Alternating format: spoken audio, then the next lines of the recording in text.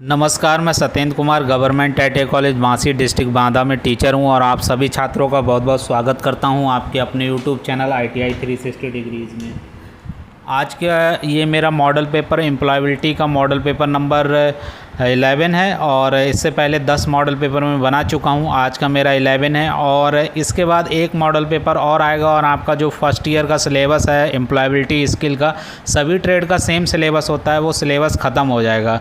और इतने जो मेरे 12 मॉडल पेपर होंगे, आज 11 है, कल मेरा लास्ट आएगा एक 12वां मॉडल पेपर। और ये 12 मॉडल पेपर अगर आप अच्छी तरीके से तैयार कर लेंगे तो आपके जो है 50 में से 50 मार्क्स आएंगे।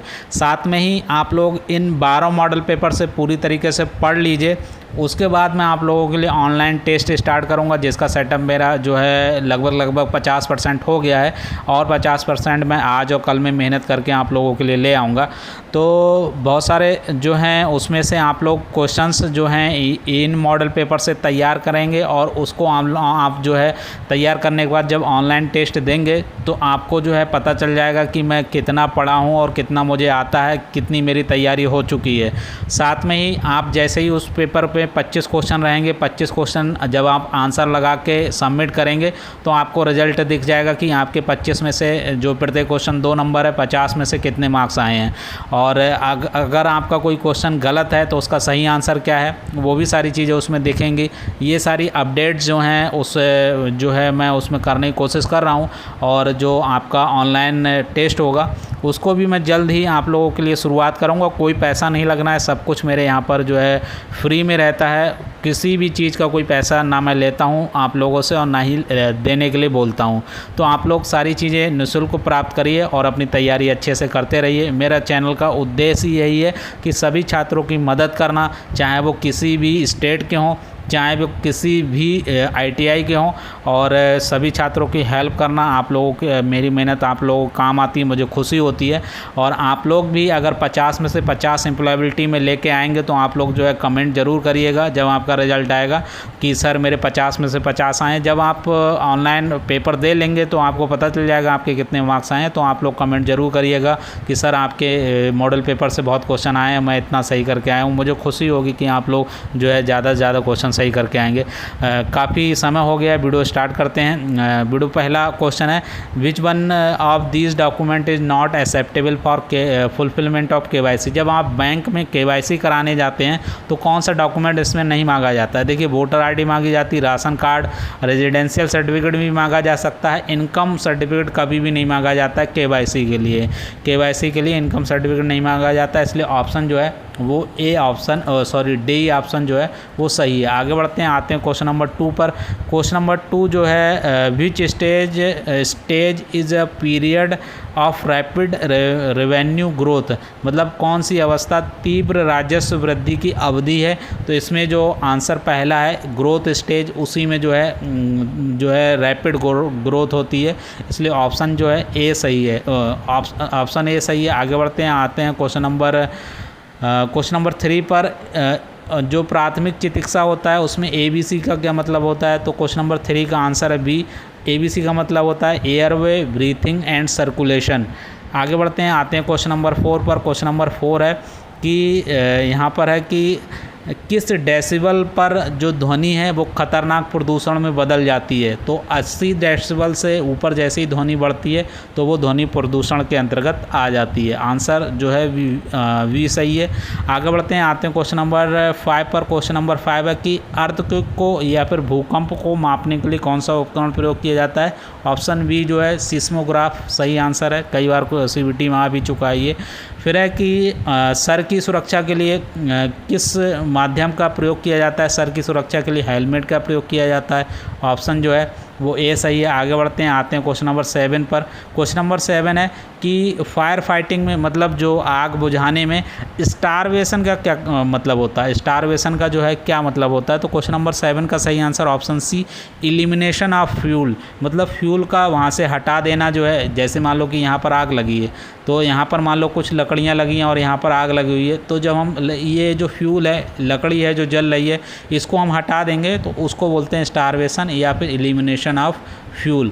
आगे बढ़ते हैं, आते हैं क्वेश्चन नंबर 8 पर। क्वेश्चन नंबर 8 है कि नौकरी में चोटें, बीमारियों पर पैसा, समय और प्रयास करने का खर्च जो है, इसको नुकसान को जो मैनेजमेंट करता है उसको जो है उसको क्या बोलते हैं, उसका क्या तरीका है। तो क्वेश्चन नंबर 8 का सही answer option D, effective safety and loose control program, ये जो है इसका सही आंसर। आगे बढ़ते हैं, आते हैं क्वेश्चन नंबर 9 पर। क्वेश्चन नंबर 9 है, जो ओजोन परत होती है वो किससे बनी रहती है। देखिए ओजोन परत होती है वो, उसका जो फार्मूला होता है वो O3 होता है, मतलब 3 मॉलिक्यूल ऑफ जो है ऑक्सीजन, 3 एटम ऑफ ऑक्सीजन।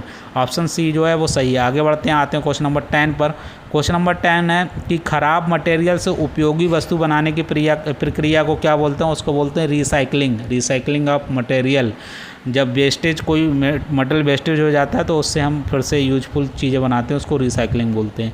आगे बढ़ते हैं, आते हैं क्वेश्चन नंबर 11 पर। क्वेश्चन नंबर 11 है कि study of living thing in relation to environment is called, जीवित चीज़ों का उनके पर्यावरण से संबंध को क्या बोलते हैं, उसको बोलते हैं इकोलॉजी। 11 का जो ऑप्शन सी है वो सही है। आगे बढ़ते हैं, आते हैं क्वेश्चन नंबर 12 पे। क्वेश्चन नंबर 12 है जो इन्वायरमेंट है, पर्यावरण है, उसमें 3R का क्या मतलब होता है। तो 3R का मतलब जो होता है वो होता है ऑप्शन डी सही है, reduce, recycle and reuse. Option D जो है वो करेक्ट आंसर है। आगे बढ़ते हैं, आते हैं क्वेश्चन नंबर 13 पर। क्वेश्चन नंबर 13 है कि वाइब्रेशन जिसे कंपन बोलते हैं और रेडिएशन जिसे विकिरण बोलते हैं, ये किसके अंतर्गत आते हैं। ये आते हैं फिजिकल हैजार्ड के अंदर, मतलब फिजिकल हैजार्ड के अंतर्गत ये आते हैं। आगे बढ़ते हैं, आते हैं क्वेश्चन नंबर 14 पर। क्वेश्चन नंबर 14 है which one is a man induced hazard, मतलब इनमें से जो है मानव द्वारा जो है कौन सा खतरा बनाया गया है। तो इसमें जो लैंडस्लाइड होता है, जो भूस्खलन होता है पहाड़ी क्षेत्र में ज़्यादातर निर्माण कार्य से, सड़क बनाने से, इनसे जो है वो लैंडस्लाइड होता है। इसलिए जो ऑप्शन जो है ये मानवीय द्वारा जो है, मानव द्वारा इसको खतरे को प्रेरित किया जाता है, इसलिए लैंडस्लाइड जो है सही आंसर है। आगे बढ़ते हैं, आते हैं क्वेश्चन नंबर 15 पर। क्वेश्चन नंबर 15 है कि इनमें जो है नॉन रिन्यूएबल, जिसके हमको गैर नवीनीकरण ऊर्जा का संसाधन कौन सा है। तो क्वेश्चन नंबर 15 का सही आंसर है ऑप्शन बी, कोयला जो है वो गैर नवीनीकरण या फिर नॉन रिन्यूएबल एनर्जी का संसाधन है। फिर है क्वेश्चन नंबर 16 पे कि which one is an unsafe condition for work, मतलब कार्य करने के लिए कौन सा जो है अनसेफ, असुरक्षित इसमें स्थिति है। तो देखिए ऑयली फ्लोर होता है, ऑयली मतलब तेलीय फर्श होती है, उस पर हम लोग जो है अनसेफ है वर्क करने के लिए। अगर हम उस पर वर्क कर रहे हैं तो हम उस पर फिसल के गिर भी सकते हैं। बाकी गुड लाइट, प्रॉपर टूल और एटिक्यूट जो है वेंटिलेशन, मतलब प्रॉपर वेंटिलेशन, ये सब काम करने के लिए अच्छा वर्किंग कंडीशन है। फिर है कि कौन सी स्थिति में काम करना सुरक्षित है, मतलब सेफ कौन सा है। तो देखिए गुड लाइट भी सेफ है, प्रॉपर टूल भी सेफ है और एटिक्यूट वेंटिलेशन भी जो है वो ठीक है। और ऑप्शन डी यहाँ पर देखिए दिया है कि विच विच नॉट कनेक्टेड टू, यहाँ पर होना चाहिए all of these, all of above. तो जो ऑप्शन डी है इसको अगर आप ऑल ऑफ अबव कर लेते हैं तो ऑप्शन डी सही है, मगर अगर ये ऑप्शन दिया है तो इनमें से कोई भी ऑप्शन जो है वो ठीक नहीं है। इसलिए जो क्वेश्चन नंबर 17 का अगर हम ऑप्शन यहाँ पर डी कर लेते हैं ऑल ऑफ अबव, मतलब उपरोक्त तो सभी, तो ये ऑप्शन जो है वो सही हो जाएगा। तो ये जो है क्वेश्चन बैंक जो है निबी में ही गलत दिया है, तो यहाँ पर आप लोग थोड़ा सा करेक्शन कर लीजिए, इसलिए ऑल ऑफ अबव कर लीजिए तो डी ऑप्शन सही हो जाएगा। फिर आगे बढ़ते हैं, आते हैं क्वेश्चन नंबर 18 पर। क्वेश्चन नंबर 18 है which one and main green house gas responsible for global warming. तो ग्लोबल वार्मिंग के लिए कौन सी जो ग्रीन हाउस है वो मुख्य जिम्मेदार है। तो कार्बन मोनोऑक्साइड जो होती है वो मुख्य गैस होती है जो ग्लोबल वार्मिंग के लिए रिस्पॉन्सिबल है। आगे बढ़ते हैं, आते हैं क्वेश्चन नंबर 19 पर। क्वेश्चन नंबर 19 है निम्नलिखित में कौन सा एग्रोनॉमिकल खतरा है। तो क्वेश्चन नंबर 19 का सही आंसर ऑप्शन डी, इमोशनल जो है डिस्टर्बेंस जो है वो यहाँ पर एग्रोनॉमिकल खतरा है।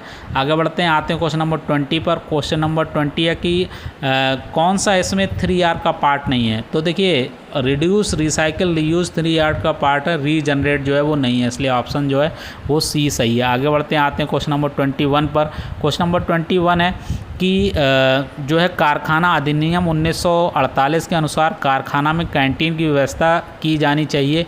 यह कितने अधिक श्रमिक हो, वहाँ पर कितने अदर जो है लेबर हो, आदमी वहाँ काम करते हो, तो 250 आदमी से ज़्यादा अगर वहाँ पर काम करते हैं तभी उस कंपनी में कैंटीन की फैसिलिटी हो सकती है, नहीं तो वहाँ पर कैंटीन की फैसिलिटी नहीं होती है, नहीं हो सकती है। आगे बढ़ते हैं, आते हैं क्वेश्चन नंबर 22 पर।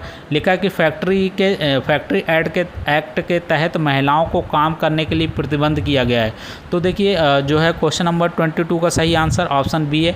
महिलाओं से आप लोग 6 बजे, सुबह 6 बजे से पहले और रात में 7 बजे के बाद आप लोग जो है उनको काम नहीं करा सकते हैं, उनको काम करने के लिए प्रतिबंध किया गया है कि सुबह 6 बजे से पहले नहीं करा सकते हैं और शाम को 7 बजे के बाद नहीं करा सकते हैं। ऑप्शन जो है वो बी सही है। आगे बढ़ते हैं, आते हैं क्वेश्चन नंबर 23 पर। क्वेश्चन नंबर 23 है कारखाना अधिनियम के तहत श्रमिकों की साप्ताहिक घंटों अधिक से अधिक नहीं होने चाहिए। मतलब एक सप्ते में जो है जो आपका काम करते हैं वो कितना से ज़्यादा नहीं होना चाहिए। तो देखिए एक सप्ते में 48 आवर से ज़्यादा है वो किसी से आप लोग काम नहीं करा सकते, ऐसा कारखाना अधिनियम के तहत रिटन में रूल है। आगे बढ़ते हैं, आते हैं क्वेश्चन नंबर 24 पर। ILO की फुल फॉर्म पूछी गई है यहाँ पर। ILO की फुल फॉर्म जो होती है वो होती है इंटरनेशनल लेबर ऑर्गेनाइजेशन। ऑप्शन जो है वो ए सही है, कई बार ये क्वेश्चन आया हुआ है CBT में। फिर है क्वेश्चन नंबर 25 कि EPF अधिनियम 1962 के अनुसार मूल वेतन से कर्मचारी का योगदान न्यूनतम कितने % होना चाहिए। आप लोग EPF या PPF बहुत जानते होंगे, बहुत सारे बच्चे जो हैं कंपनी में काम करते होंगे तो वहाँ पर करने जाएंगे भी तो वहाँ पर आप लोगों का PPF कटता है या फिर EPF कटता है, तो उसमें आप लोगों के कितने % जो है वो सैलरी कटती है, वो कटती है 12%। 12% आप लोगों का मिनिमम उसमें होना चाहिए। 12% आप लोगों का कटता है, 12% आपको कंपनी देती है और उस पर 7% ब्याज मिला के आप लोगों को खाते में भविष्य के लिए मिलता है।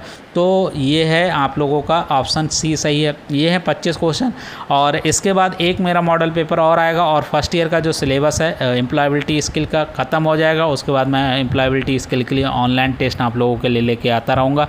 और अगर आप लोगों को मेरी मेहनत अच्छी लगती हो, क्योंकि मैं सुबह 4 बजे उठ के आप लोगों के लिए टाइपिंग करता हूँ और फिर 2-3 घंटे टाइपिंग करने के बाद हिंदी इंग्लिश में फिर आप लोगों के लिए क्वेश्चन पेपर मेरे पास तैयार होता है।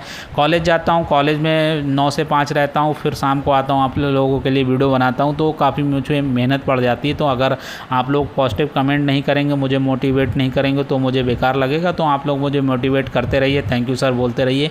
आशा करते हैं आप लोग मोटिवेट करते रहेंगे और मॉडल पेपर आप लोग पढ़ते रहिए, आपकी तैयारी बहुत अच्छी चल रही होगी। और ये वीडियो अच्छा लगा हो तो वीडियो को अपने दोस्तों में शेयर करिए, वीडियो को लाइक करिए, चैनल पर पहली बार आए तो चैनल को सब्सक्राइब करिए। इस वीडियो में बस इतना ही, धन्यवाद।